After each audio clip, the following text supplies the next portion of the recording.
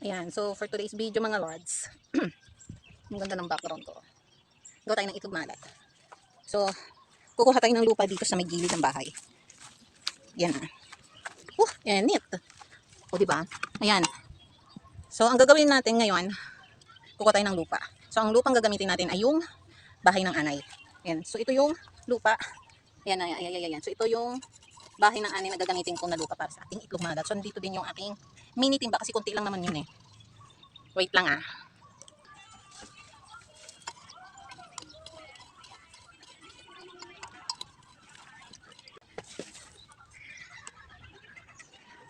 So, ayun mga lods, dito na tayo sa kusina. So, nakakuha na ako ng lupa. Ito yung lupa ng bahay ng anay. So, nalinisan ko na siya, nadurog-durog ko na kasi mga buo-buo pa siya kanina. So, titimplahan natin to ngayon ng asin. So, ngayon, ang sukat ng gagamitin natin ngayon ay ang sukat ng lupa. Kung gaano karami yung lupa, ganun din dapat ang ating asin. Ayan. So, actually, matagal na akong gumagawa ng itlog maalat, pero ang ginagawa ko, ang ginagamit ko rather, is yung regular na egg. So, ngayon, ito, itlog ng pato. Ayan, so, timplahin na natin to. Ilagay na natin yung ating asin. Ayan. So, hahaluin natin siya mga lods ha. So, ito, baka i-fast forward ko na to kasi medyo mahaba-haba. So, feeling ko, kulang ang ating asin. So, dalawang piraso ng asin, dalawang supot pala. Kasi feeling ko parang konti ito eh. Matagal na ako, sa tagal ko nang gumagawa nito, pansyado ko na yung timpla. Pero, first time kong gumamit ng itlog ng pato. So, ayan, bawasan ko siya konti. Wait lang ha. Pus ko lang konti ba? So, ayan, binawasan ko siya konti mga lods kasi sobrang dami na ng asin. Ihalo natin ngayon to. Ayan, buti na lang ready na yung aking tubig. So, titimplahan natin siya ng tubig. Tubig ilagay pala natin. Ano ba yan? Malimalim eh. Naku po. Ayan, so sa first time kong gumawa ng itlog maalat gamit ang itlog ng pato, so medyo kabado ako. Kasi medyo makapal ang balat nito eh. Hindi kagaya ng ating regular egg. Ayun, sakto pala. Sakto lang yung isang baso na ibinawas ko. O, diba? So, ayan. So, lalagyan na natin to ng tubig. Dapat ang mixture nito mga lods, dapat hindi siya malabnaw ha. Kumbaga, ang pagtimpla natin dito sa ating gagawing putik ay ang kagaya ng pancake. Pancake mix. Kumbaga yung pagtimpla natin ng paggawa ng pancake, ganun siya. Hindi dapat sobrang lapot, hindi sobrang labnaw. Ayan. So, lagyan na natin siya ngayon ng tubig. Ayan. Uy, parang kulang ata yung ating putik ah. Ayan. Uy, napasobra ako sa tubig. Napasobra ako sa tubig. Oh my gosh. Wait lang, hindi ako sanay maghalo gamit yung panang kamay ko. So, nasanay ako yung sa kaliwa. Wait lang ah. Naku, mukhang napasobra. Napasobra ako sa tubig. Kasi magtutubig kasi yung asin. Wait lang, dudurugin ko lang ng pinong-pino yung mga natirang maliliit. Wait lang ha. So yung pagtimpla ko dito mga los, tansya-tansya lang.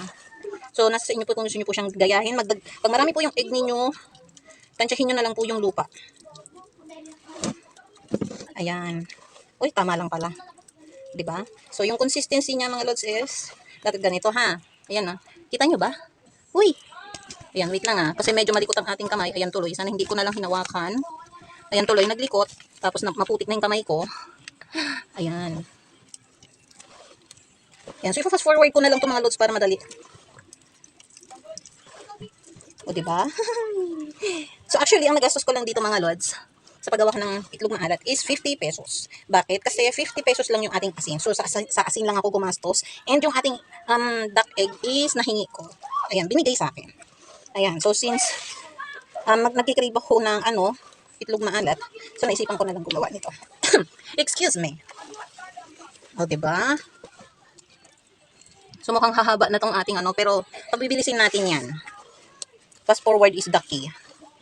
Ayan, so bubuksan ko na yung ating itlog maalat. Ayan, nailipat ko na lang dito. Since medyo putik ang ating trabaho ngayon, okay lang na ilagay ko dito siya sa lababo. Ayan.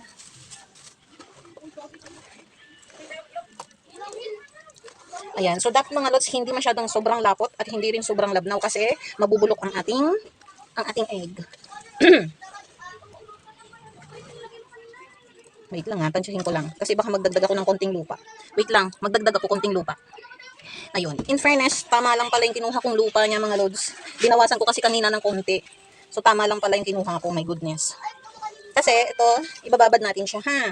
Ibabad natin siya ng, kasi since itlog ng pato ito, usually, nagtitake siya ng 7 days to 14 days. Pero pag yung regular egg, pinapaabot ko siya ng 14 days and above para magmantika siya. Pero since gusto ko na magmantika, ang ating itlog maalat, paabutin ko siya ng 14 days. Pero para ma-check natin yung mantika niya, try natin magluto ng 1 or 2 piraso after 1 week.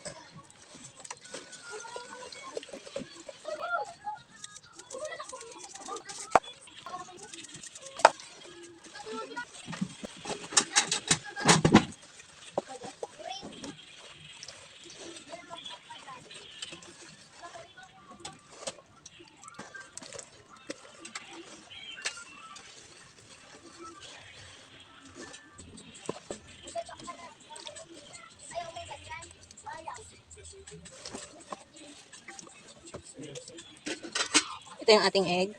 Coat na natin siya. Yan, balahibo.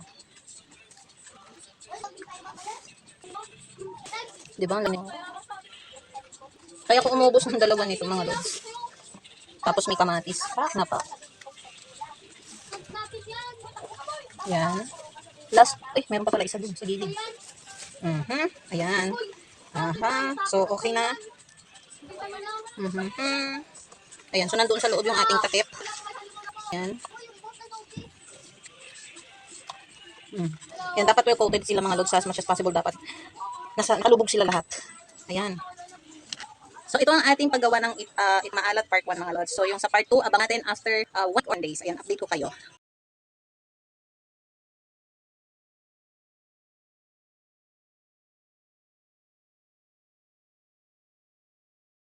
Bye!